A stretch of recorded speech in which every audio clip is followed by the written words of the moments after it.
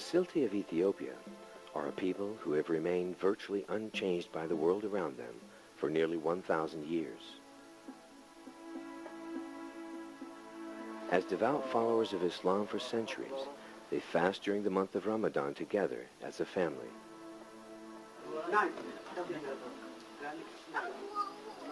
After the men finish their evening prayers to Allah, the family sits down together to break the Ramadan fast.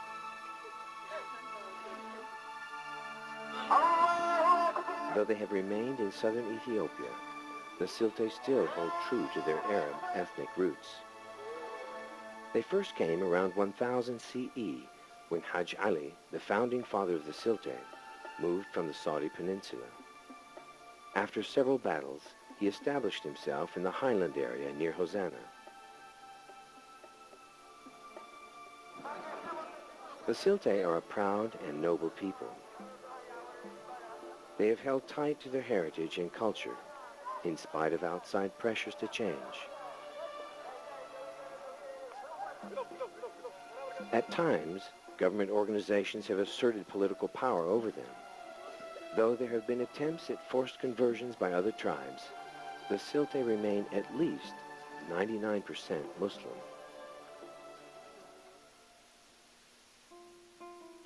The Siltie's pride in their culture has been effective at keeping outside influences to a minimum, but sometimes at a cost to progress.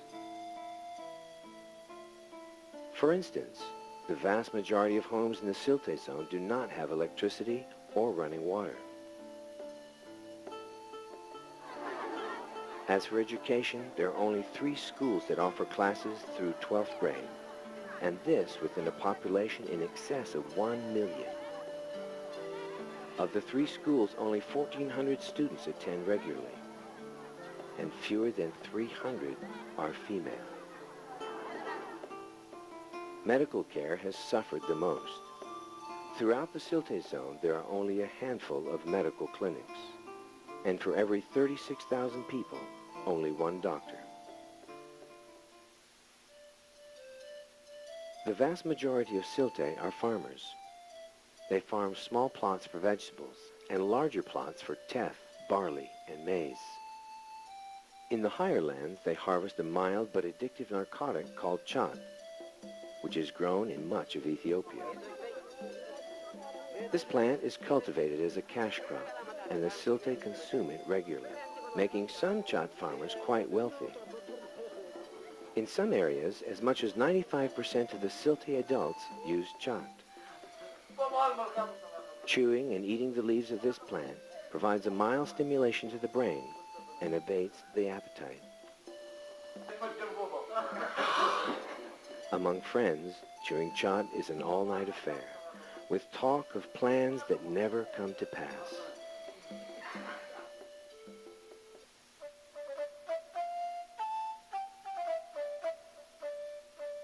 The local market bustles with weekly activity as villagers come to buy and sell various products. Anything a Siltie family may need can be found here. Items such as clothing and food, farming tools, bedding, and houseware. However, buying and selling is not what it used to be in previous years. Many products are brought in from Addis Ababa. But with the shortage of local money, the Siltie are unable to purchase needed items.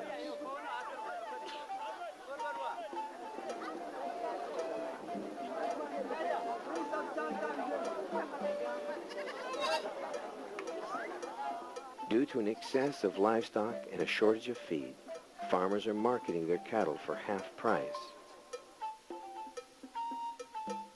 For them, it is better to get half the value now than to get nothing in the future.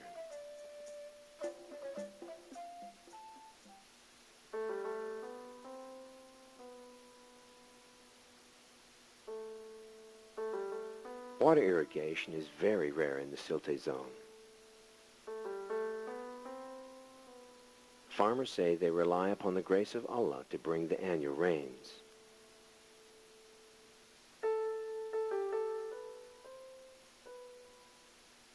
But when the rains are insufficient, Siltie and the lowlands suffer greatly. Children especially are hit hard by malnutrition.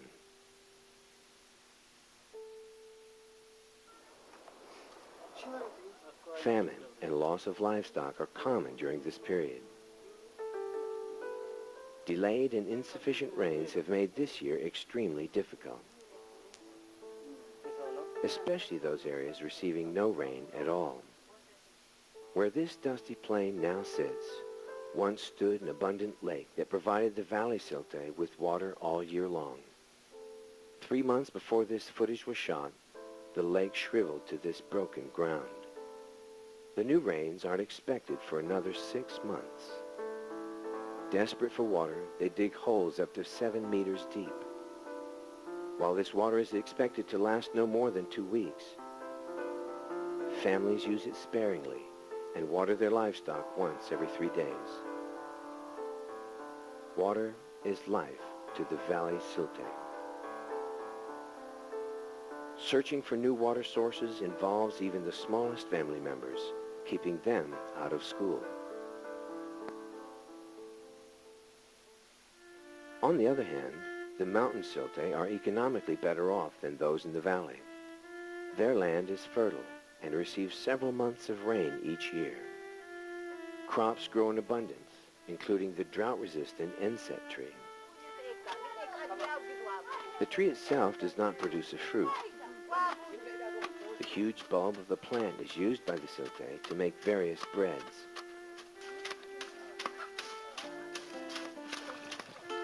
Once the bulb is made into a paste, it can last for a year, protecting the family and the surrounding community from future famine.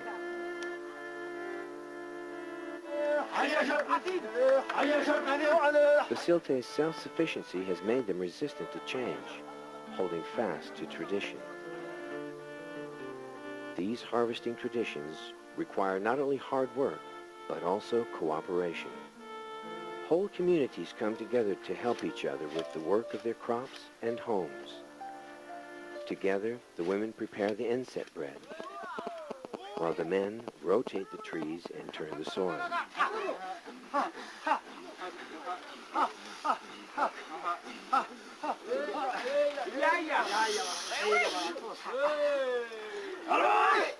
With help from these same neighbors, a family's home can be built in 3 months. While alone, it would take a family more than twice as long.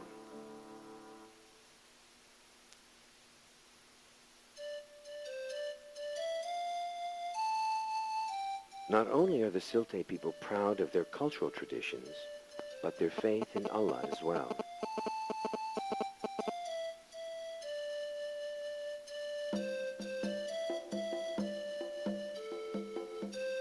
Eid al-Fitr, meaning the day of breaking the fast, marks the end of Ramadan. After breaking the fast, the men come together to talk and chew chat. It is a time of fellowship and celebration. They recount the recent political victories in becoming an independent zone. Around 11 p.m., the Siltie gather at a large mosque for evening prayers, then return to fellowshipping and chewing chat well into the night.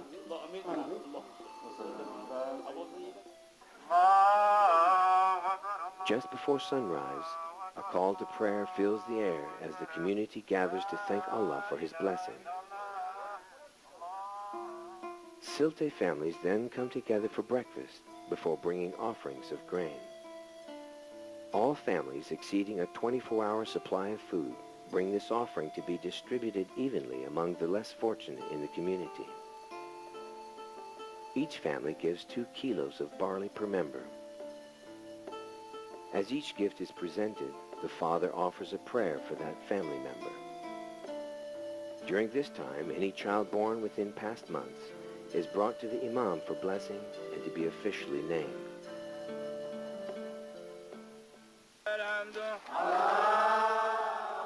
Once offerings are completed, each village journeys to a central mosque for the common prayer. Led by their imam, they march up to 15 kilometers. With men first, then women and children, they sing and chant, Allah is great. Thousands flood the central mosque field, lining up and facing due north towards Mecca. Though the prayer is brief, the Silte's long march seems worth the sacrifice to prove their devotion to Allah and ask corporately for blessings for the coming year.